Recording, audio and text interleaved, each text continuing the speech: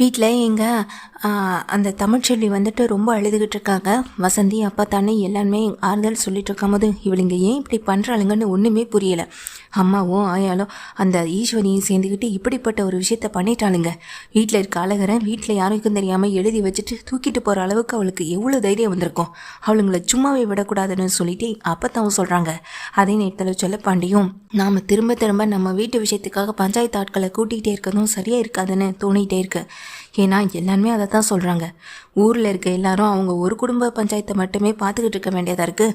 வாரம் 2 நாளைக்கு ஒரு தடவை பஞ்சாயத்தை கூட்டி அவங்களுக்குன்னு நம்ம எங்கள் மத்தியசம் பேச வேண்டியதாகவே இருக்குன்னு சொல்கிறது என் காதுப்படவே பேசவும் செய்கிறாங்க. ஐயா என்ன பண்ணுறதுனே தெரியலன்னு சொல்லும்போது, செல்லப்பாண்டி இருந்தாலும் பஞ்சாயத்து ஆட்களுக்கு நம்ம தகவல் சொல்லாமல் எதையுமே செய்யக்கூடாது, நீ ஒரு ஃபோனை போட்டு பேசு அப்படின்னு சொல்ல, இங்கே உடனே செல்லப்பாண்டி பஞ்சாயத்தில் இருக்கவங்களுக்கு தலைவருக்கு ஃபோன் பண்ணுறாங்க.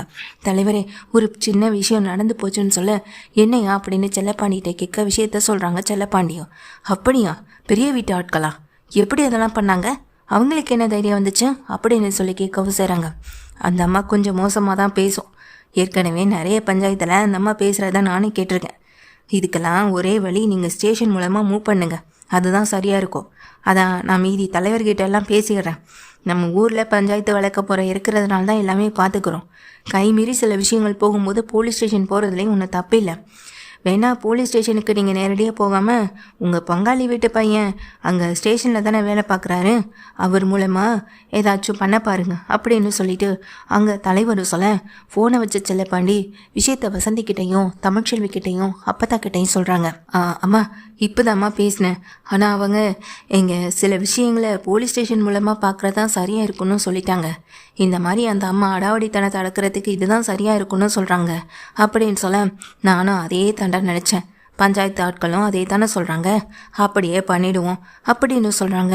இந்த நேரத்தில் ஐயா வேற ஊரில் இல்லை, சம்மந்தியையும் இங்கே நம்ம சேது மாப்பிள்ளையும் ஊரில் இல்லை, இப்போ என்னம்மா பண்ணுறதுன்னு சொல்லி கேட்குறாங்க. வேறு வழியே இல்லை, அவங்க ஊரில் இல்லைன்னா இவளுங்க பண்ணுற இந்த அட்டூழியத்தை நம்ம பொறுத்துக்கிட்டு இருக்கணுமா? அவனுங்க வர்ற வரைக்கும் அவனுங்க இங்கேருந்து போனவங்க போய் தங்கிடுவாங்க. அதுக்காக நாமளும் அவங்க வர்ற வரைக்கும் குழந்த அங்கேயே இருக்கட்டும்னு சொல்லி அமைதியாக நம்ம இங்கேயே இருந்துட முடியுமா? டேய் வாடா பார்த்துக்கலாம் அப்படின்னு அப்போத்தான் தைரியம் சொல்லுறாங்க. தமிழ்ச்செல்விக்கும் இப்போ தான் கொஞ்சம் ஆறுதலாகவும் இருக்குது. உடனே அவர் பங்காளிக்கு ஃபோன் பண்ணுறாங்க. பங்காளி நான் தான் பேசுகிறேன்னு சொல்லிட்டு இங்கே செல்லப்பாண்டி சொல்லு செல்லப்பாண்டி அப்படின்னு சொல்லும்போது, நீ எங்கேயா இருக்கேன்னு சொல்லி கேட்குறாங்க. இந்த நேரத்தில் நான் எங்கே இருக்க போகிறேன், ஸ்டேஷனில் தான் இருக்கேன்னு சொல்லும்போது, எனக்கு ஒரு உதவி பண்ண முடியுமான்னு சொல்லி கேட்குறாங்க. சரின்னு சொல்லிட்டு, சரி என்ன உதவியாக இருந்தாலும் பண்ணுறேன்னு விஷயத்தை கேட்டுக்கவும் செய்கிறாங்க. குழந்தை விஷயத்துலலாம் இப்படி பண்ண முடியாது. குழந்தைக்கு உரிமையானவங்க அம்மா அப்பா மட்டும்தான். அவங்கள மீறி அவங்க சொந்தக்காரவங்க சொந்தம் சோழின்னு யாரும் அந்த குழந்தைய எடுத்துக்கவும் முடியாது. இந்த நிலைமையை இந்த விஷயத்தை உருவாக்குன அந்த ஈஸ்வரிக்கும் சரியான தண்டனை கொடுத்து தான் ஆகணும். நான் உடனே ஸ்டேஷனில் இருக்கேன், எனக்கு வேண்டப்பட்ட 2 பேரை கூட்டிகிட்டு வரேன், லேடி போலீஸையும் கூட்டிகிட்டு வரேன்னு சொல்லிவிட்டு அவர் ஃபோனை வைக்கவும் செய்கிறாங்க. இங்கே வாங்க எல்லோரும் போகலான்னு கார் எடுத்துக்கிட்டு இங்கேருந்து பெரிய வீட்டுக்கு போகிறாங்க. என்னால் உள்ளே வர முடியாது பண்ண சொல்லிவிட்டு அங்கே அதாவது தமிழ்ச்செல்வி வெளியவே நிற்க, தமிழ் இந்த நேரத்தில் கூட உள்ளே வரலன்னா எப்படி தமிழ்னு அங்கே வசந்தியும் கேட்குறாங்க. அம்மா நான் தான் சொன்னதா என்னால் வர முடியாது, போய் என் குழந்தைய வாங்கிட்டு வாங்கன்னு தமிழ் வெளியவே நிற்கிறாங்க.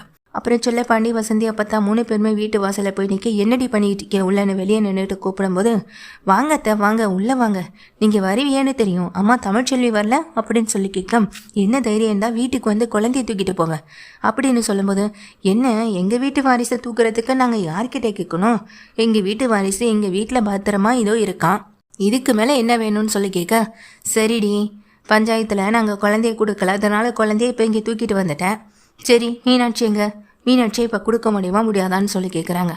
என்னத்தை புரியாமல் பேசுகிறீங்க, மீனாட்சியால் இப்போ வர முடியலை, அதனால தானே அவங்க வர்றப்போ கொண்டு வந்து ஒப்படைக்கிறேன்னு சொன்னாங்க, அது வரைக்கும் உங்களால் பொறுத்திருக்க முடியாதான்னு சொல்ல, அதே தாண்டி நானும் கேட்குறேன், ஏன் அது வரைக்கும் உன்னால் பொறுத்திருக்க முடியாதான்னு சொல்லிட்டு இங்கே திட்டமும் செய்கிறாங்க. அங்கே இருக்கிறத விட இங்கே இந்த குழந்தை நல்லாவே இருக்கும், நீங்கள் அதெல்லாம் கவலையே பட வேணாம், நாங்கள் நல்லா பார்த்துக்குறோம் அப்படின்னு சொல்லும்போது, குழந்தைய தூக்கிட்டு வந்து இப்போ கொடுக்க போகிறீங்களா இல்லையாடி அப்படின்னு சொல்லி கேட்க, அத்தை அந்த குழந்தையெல்லாம் இப்போதைக்கு கொடுக்க முடியாதுன்னு சொல்கிறாங்க. ஏண்டி அந்த குழந்தைக்கு உரிமையானவ அவங்க நின்று அழுதுகிட்டு இருக்கா, அவகிட்ட குழந்தைய கொடுக்க முடியாதுன்னு சொல்கிற உரிமை உங்களுக்கு எங்கேன்னு தெரிய வந்துச்சு?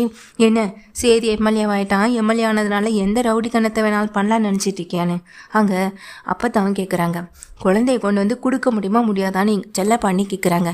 கொடுக்க முடியாதியா, உன்னால் என்ன பண்ண முடியுமோ பண்ணிக்கோன்னு அங்கே ஈஸ்வரியும் சித்திராவும் சொல்ல, மோகனாவும் கொஞ்சம் அமைதியாக இரு ஈஸ்வரின்னு சொல்கிறாங்க. அட போதும்க்கா, இன்னும் எத்தனை நாளைக்கு நம்ம அமைதியாக இருக்காது? அவள் தான் ஏதோ வீரப்பா இந்த வீட்டு வாசப்படியை மிதிக்க மாட்டேன்னு வெளியே நிற்கிறா, அப்படி நின்றுட்டு போகட்டும். அதுக்காக குழந்தையெல்லாம் நம்ம ஒப்படைக்க வேணாம். குழந்தை இந்த 2 நாள் பஞ்சாயத்து முறைப்படி நம்ம வீட்டில் தானே இருக்கணும் அப்படின்னு சொல்கிறாங்க. அப்படி பார்த்தா மீனாட்சியை தான் நம்ம ஒப்படைக்கலையேன்னு மோகனா சொல்ல, அக்கா மீனாட்சி இங்கே இருந்தால் நம்ம கொடுத்துருக்க போகிறோம், இல்லாத பட்சத்தில் நம்ம எப்படி மீனாட்சியை கொண்டு போய் கொடுக்க முடியும் அப்படின்னு சொல்லிட்டு அங்கே ஈஸ்வரியும் சித்திராவும் சொல்கிறாங்க. கொஞ்ச நேரத்தில் போலீஸும் வந்துடுறாங்க. போலீஸ் வந்த உடனேயே ஈஸ்வர் எப்படியே பதறி போக, சித்ராவும் பதறி போக போலீஸ் வராங்க. அவங்க கிட்ட உன் பதிலை சொல்லு அப்படின்னு சொல்லும்போது, போலீஸா என்னத்தை இதெல்லாம்னு சொல்லும்போது, என்னடி போலீஸை கூட்டிகிட்டு வந்தால் இப்படி பயப்படுறீங்க அப்படின்னு சொல்லிட்டு இருக்காங்க எங்கள் அப்பத்தாவும். போலீஸ் வராங்க, என்ன பிரச்சனைன்னு சொல்லிட்டு தெளிவாக கேட்டுக்கிட்டு தான் வராங்க. என்னம்மா குழந்தைய ஒப்படைக்க முடியுமா முடியாதா அப்படின்னு சொல்லும்போது, இல்லை மேடம் இது எங்கள் குடும்ப விஷயந்தான், நாங்கள் பார்த்துக்குறோன்னு சொல்லும்போது, இவங்க தான் எங்களை கூப்பிட்ருக்காங்க, அந்த பொண்ணு வெளியே நின்று அழுதுகிட்டு இருக்கு, இப்போ குழந்தைய ஒப்படைக்க முடியுமா இல்லை முடியாதா அப்படின்னு சொல்கிறாங்க. இல்லை மேடம் பஞ்சாயத்து முறைப்படி. என்ன பஞ்சாயத்து அப்படின்னு? பஞ்சாயத்தில் இருக்கவங்க தான் எங்களுக்கே ஃபோன் பண்ணி விஷயத்த சொன்னாங்க. ஊர் பஞ்சாயத்தாக இருந்தாலும் சரி எதுவாக இருந்தாலும் சரி குழந்தைங்க அவங்க பெற்றவங்க கிட்ட தானே இருக்கணும், மற்றவங்க கிட்ட கொடுக்கறதுக்கு பெற்றவங்க எதுக்கு இருக்காங்க? பெற்றவங்களுக்கே தெரியாமல் குழந்தைய நீ கடத்திட்டு வந்திருக்குன்னு சொல்லி உன் மேலே கேஸ் போட்டு உள்ள தலை எனக்கு எவ்வளோ நேரம் ஆகும் அப்படின்னு சொல்லும்போது, இல்லை மேடம் அது வந்து தயங்கியபடி நிற்க ஊங்கி ஒரு அறையை அந்த ஈஸ்வரி கணத்தில் விடவும் செய்ய, சித்ரா அதை பார்த்து உடனே பின்னாடி ஓடி போய் குழந்தைய தூக்கிட்டு வந்து இந்தாங்க மேடம் அப்படின்னு குழந்தைய கொடுக்குறாங்க. உங்களுக்கெல்லாம் இப்படியெல்லாம் சொன்னாதான் புத்தி வரும்னு நினைக்கிறேன். கொடுக்க வேண்டிய இடத்துல கொடுத்தானா எடுக்க வேண்டியதை எடுத்துகிட்டு வந்து கையில் கொடுப்பீங்க அப்படின்னு சொல்லிட்டு அடி கொடுத்ததோட பயந்து போய் நிற்கவும் செய்கிறாங்க. ஏமா நீங்கள் ஒரு கம்ப்ளைண்ட் எழுதி கொடுங்க, வீடு புகுந்து குழந்தைய தூக்கிட்டு வந்தாட்டாங்கன்னு நான் போய் போலீஸ் ஸ்டேஷனில் வச்சு விசாரிக்கிறேன். அடித்து தோல் உரிக்கிறதுல இனிமேல் இப்படிப்பட்ட ஒரு விஷயத்த பண்ணவே மாட்டாங்க. இன்னொரு குழந்தைங்கம்மா அப்படின்னு கேட்குறாங்க. அந்த குழந்தை இப்போது சென்னையில் இருக்குதுன்னு சொல்லும்போது, குழந்தை பெத்த தாய்கிட்ட இல்லாமல் பால் குடிக்கிற குழந்தைய சென்னைக்கு தூக்கிட்டு போயிருக்கீங்க அப்படின்னு சொல்லும்போது, இல்லை அது வந்து அப்படின்னு இங்கே எதுவுமே பேசாமல் மோகனா நின்றுட்டுருக்கேன். குழந்தை சீக்கிரமாக வீட்டுக்கு வரணும், வீட்டுக்கு வந்த கையோட குழந்தைய கொண்டு வந்து அவங்க அம்மா கிட்ட ஒப்படைக்கணும். குழந்தைங்க தாய்ப்பால் குடிக்கிற குழந்தைங்க ஊர் பஞ்சாயத்தில் சொன்னாங்க, ஊர் காட்டுக்குள்ளே சொன்னாங்கன்னு சொல்லிட்டு நீங்களே இந்த முடிவை எடுத்துப்பீங்களா? குழந்தைங்களை இப்படி போட்டு மாற்றி மாற்றி மாற்றி அலக்கழிச்சிட்டு இருந்தால் அந்த குழந்தைங்களோட உடம்பு எப்படி தான் ஏற்றுக்கும்? அந்த குழந்தைங்க தாய்ப்பால் குடிக்கணும், அதுக்கு அந்த குழந்தை அவங்க அம்மா கிட்ட தான் இருக்கணும். 2 நாள் கழித்து நான் வந்து பார்ப்பேன். குழந்தை 2 அவங்க அம்மா கிட்ட இல்லை, நடக்கிறதே வேற அப்படின்னு சொல்லிட்டு வந்து அவங்க மிரட்டிட்டு போக ஈஸ்வரி சித்திரமும் அப்படியே அதிர்ச்சியில் நிற்கிறாங்க. இப்போ தெரியுதா, இதுக்கு மேலே அவகிட்ட ஏதாவது விளையாட்டு வச்சிங்க நடக்கிறதே வேற. என்ன இங்கே சேதி எம்எல்ஏவா இருக்கா, அதை வச்சு என்னன்னாலும் சாதிச்சுக்கலான்னு நினைக்கிறீங்களா? சேதி எம்எல்ஏ மட்டும்தான், அதுக்காக அவன் பெரிய கடவுள்லாம் கிடையாதுன்னு அங்கே அப்பத்தாவும் சொல்கிறாங்க.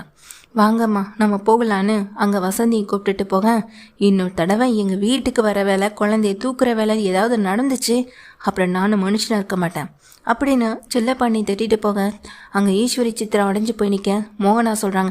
இதுக்கு தான் நான் அப்போவே வேணான்னு சொன்னேன், என் பேச்சு கேட்காம குழந்தைய தூக்கிட்டு வந்துட்டு இப்போ பாரு அப்படின்னு சொல்லிட்டு கத்தவும் செய்கிறாங்க எங்கள் மோகனாவும். ஈஸ்வரி போலீஸ்கிட்ட அடி வாங்கி அசிங்கப்பட்டு அவமானப்பட்டு ரொம்ப வருத்தப்பட்டு நிற்கிறாங்க.